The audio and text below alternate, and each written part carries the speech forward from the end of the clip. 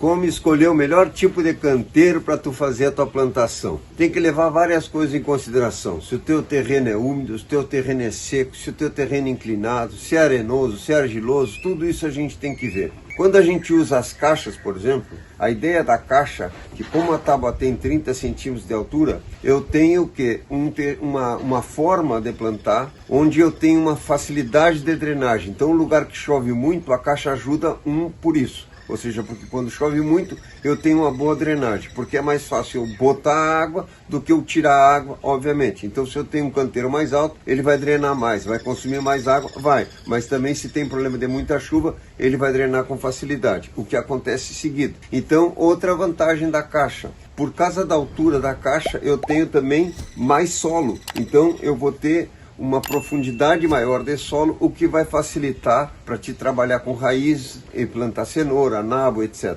Tudo isso ajuda porque eu também tenho uma capacidade, um volume de espaço para colocar mais matéria orgânica. Então facilita bastante porque eu vou ter muito mais fácil o solo, mais fofo. Por isso que a gente usa a caixa. Não só aqui, vários lugares do mundo se usa essa lógica da caixa para hortas mais intensivas de produção intensiva. Então, a caixa te traz essas possibilidades, ou seja, drenagem e volume de matéria orgânica para te trabalhar. Então tu tem um solo mais fofo, porque tu tem uma camada maior acima do nível do solo, fora o solo que já está lá embaixo da caixa, certo? Para quem trabalha que vai montar uma caixa no lugar que tem piso, por exemplo, num cimento, aí tu pode forrar a caixa por baixo com lona, qualquer coisa assim, se a pessoa não quer sujar o terreno ou qualquer coisa desse tipo. Quando a gente trabalha num lugar que é muito seco, aí é o contrário, o que eu vou fazer? Eu vou fazer o canteiro abaixo do nível do solo. Por quê? Porque qualquer umidade que tiver no solo eu estou absorvendo. Ou seja, num lugar muito seco, então eu tenho que fazer abaixo do nível do terreno. Tem vários modelos de sistemas de fazer canteiros, vários. Outra coisa que a gente usa também, por exemplo, é o espiral de ervas. O espiral de ervas, ele está em 3D, ou seja, ele tem uma parte mais alta e uma parte mais baixa. Então, qual a vantagem? Na parte mais alta eu vou colocar plantas que querem menos umidade, na parte mais baixa eu vou colocar plantas que querem mais umidade. E outra, por ele ser um canteiro alto, ou seja, ele faz uma espiral e ele tem uma parte alta, com quase 1 metro de altura, ele também projeta um pouco de sombra para trás. Então, para trás eu vou colocar plantas que gostam um pouco mais de sombra e para frente eu vou colocar plantas que gostam mais de sol. Esse tipo de canteiro a gente bota bem perto da porta da cozinha, porque aí tu tem um temperinho, tu tem uma erva de chá, tu tem essas coisas todas e mais alguma coisa que tu goste de cultivar. Então é um espaço bem pequeno para uma atividade que tu tá na cozinha cozinhando alguma coisa, tu vai ali, pega um tempero, pega uma coisa. Isso é um canteiro pequeno. E a ideia dele é essa, ou seja, eu tenho mais de uma situação no mesmo espaço, porque ele está em 3D, né? Depois tu pode montar um canteiro no formato do relógio de ervas, ou seja, tu tem um centro, certo? Ele é circular e ele está todo dividido em formato de pizza. Ele fica muito bonito e fica interessante, ele também é alto, né? Então também tem essa vantagem da drenagem.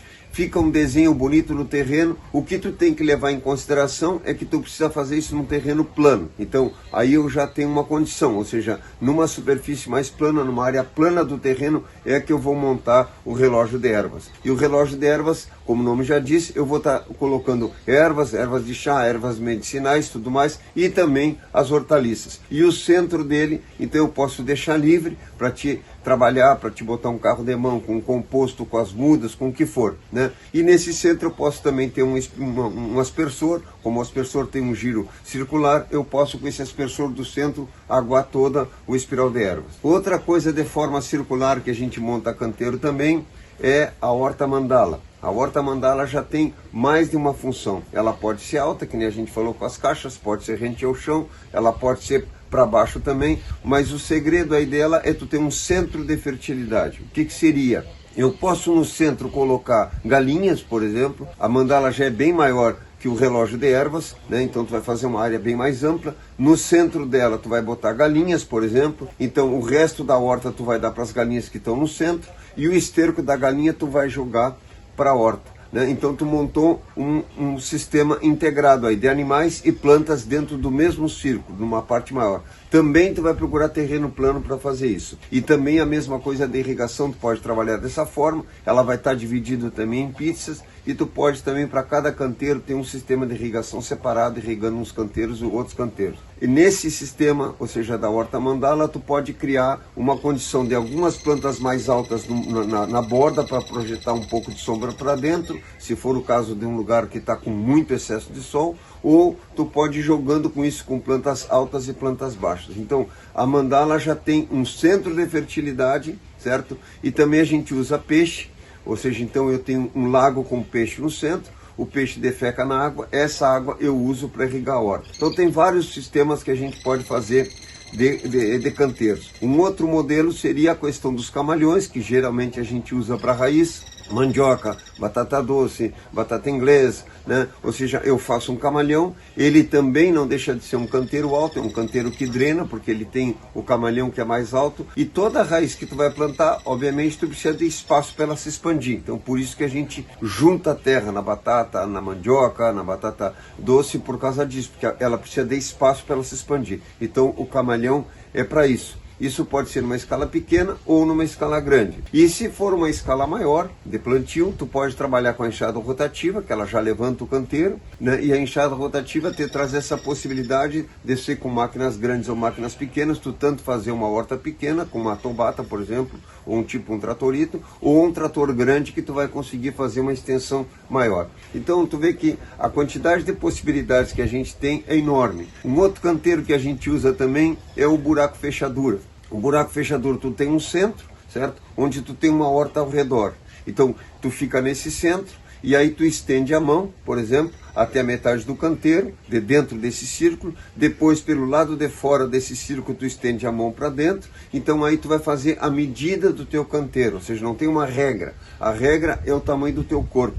Então tu vai projetar o canteiro fechadura a partir do tamanho do teu corpo. Ele também é um canteiro alto, né? Pode fazer mais alto ou mais baixo, mas ele é um canteiro alto, que também facilita a drenagem, também tem condições de tu colocar bastante matéria orgânica dentro dele, fica um desenho bonito, montar uma horta cheia de canteiros de buraco fechadura. E a outra vantagem do canteiro buraco fechadura é que se tu tiver um terreno levemente inclinado, diferente, por exemplo, do espiral ou do relógio de ervas, num terreno inclinado tu pode colocar o canteiro fechadura e aí ele vai ter uma outra função, ou seja, além da drenagem, além de tu colocar bastante matéria orgânica dentro dele, tu tem uma outra função. Tu vai pegar essa parte da entrada do buraco da fechadura, tu vai virar para a parte de cima do terreno, então esse escorrimento de água vai entrar e vai te irrigar esse buraco fechadura, vai te irrigar a tua pequena horta. Se for o caso de tu ter espaço, tu pode botar uma série deles, né, e intercalando, ou seja, dois aqui e tu tem um terceiro aqui embaixo, onde a água escorre, o que escapou dos dois que estão em cima cai embaixo e assim sucessivamente, como se fosse o pimbolinho, aquele que a gente jogava,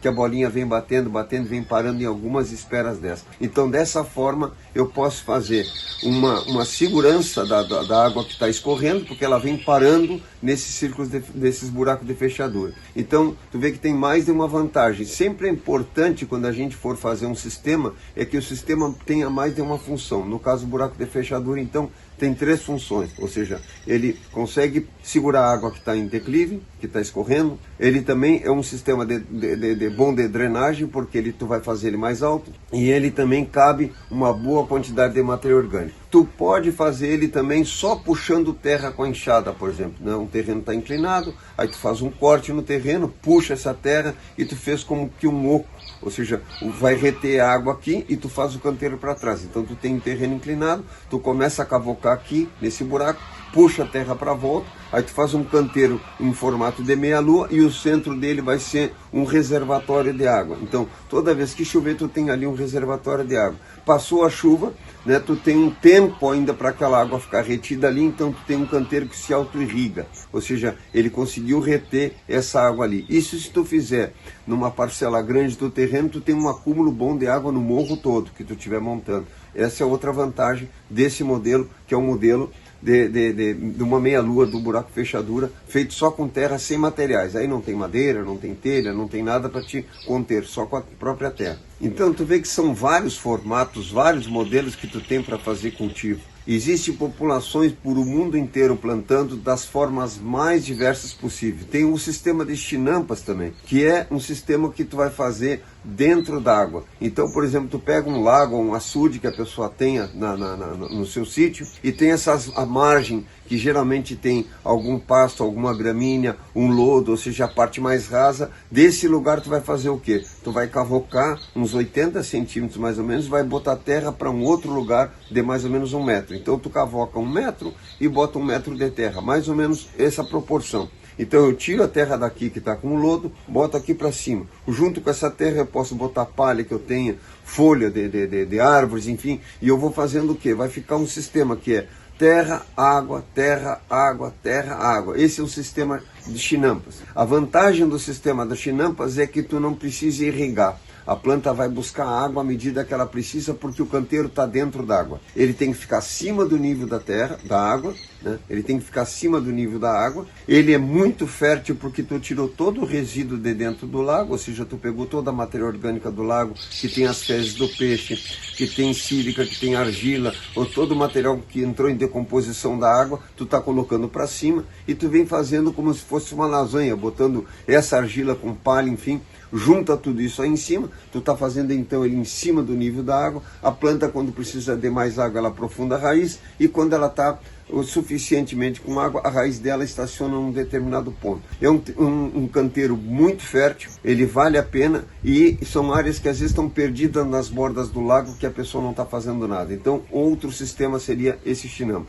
Então, para te ver que tem uma infinidade de formas da gente fazer, uma infinidade de modelos, infinidade de funções. O importante é entender o seguinte: a dimensão do teu espaço, o tipo de espaço que tu tem, se ele é úmido, se ele é seco, se ele é inclinado, se é área de floresta, se é área de deserto, se é muita areia, se é muita argila, o tamanho do teu corpo, a tua necessidade, tudo isso a gente tem que juntar. Que é o que sempre a gente diz, a vocação do terreno, a tua vocação, tu vai juntar isso para te ter plantas com qualidade. Eu faz mais de 40 anos que trabalho com agricultura orgânica, é um tema maravilhoso. Cada vez que a gente aprende, está sempre querendo aprender mais, e não tem nada mais que traga mais satisfação do que a gente colher o próprio alimento que a gente plantou e trazer para a nossa mesa.